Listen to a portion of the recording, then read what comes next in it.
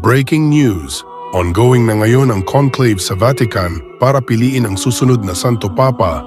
Kapanapanabik itong tagpo lalo pat maraming Pilipino ang nakaabang at nagtatanong, may pag-asa kaya si Cardinal Antonio Tagle? Sa videong ito, tatalakayin natin ang mga huling balita mula sa Vatican, ang mga pangalan na nangingibabaw ngayon, at kung may tsansa ba ang isang Pinoy na maging susunod na Santo Papa sa unang pagkakataon sa kasaysayan ng simbahan.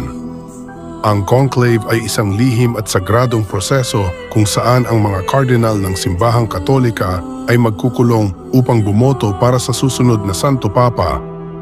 Nangyayari ito sa loob ng Sistine Chapel at sinisigurado ng Vatican na walang makakalabas na impormasyon hanggat wala pang napipiling bagong Santo Papa. Bagamat naglabas na ng itim na usok sa unang pagkakataon kanina na senyales na wala pang napipiling Papa, inaabangan naman ngayon ng lahat ang paglabas ng puting usok na senyales naman na meron na tayong bagong Santo Papa. Sa Vatican, si Cardinal Antonio Tagle ay isa sa mga pinakabinabantayang pangalan sa conclave. Dati siyang head ng Caritas Internationalis at kasalukuyang nasa mataas na posisyon sa Vatican bilang pro-prefect ng Dicastery for Evangelization. Malapit siya sa kay Pope Francis, kaya maraming analysts ang nagsasabing malaki ang kanyang tsansa, lalo't ang simbahan ay tila naghahanap ng pagbabago, diversity at mas global na imahe. Ngunit alam ng lahat na hindi biro ang kompetisyon. May mga binabanggit ngayon na Italian at African cardinals na malakas din ang suporta.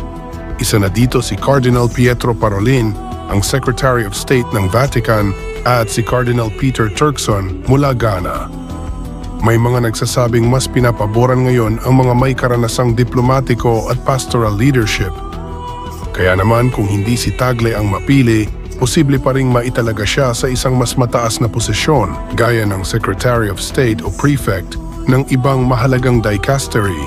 Pero kung siya ang mapipili, ito ang magiging kauna-unahang Asian at Filipino Pope sa kasaysayan ng simbahan na tiyak na ipagbubuni ng mga Pilipino at hindi lamang ng Pilipinas kundi pati na rin ng mga bansa sa Asya. Kaya ang tanong, kaya bang sirain ni Cardinal Tagle ang mahigit 2,000 taon ng tradisyon sa pagiging Europeo ng Santo Papa? Abangan natin sa mga susunod na oras.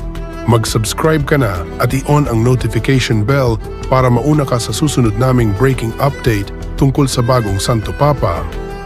Each heart has its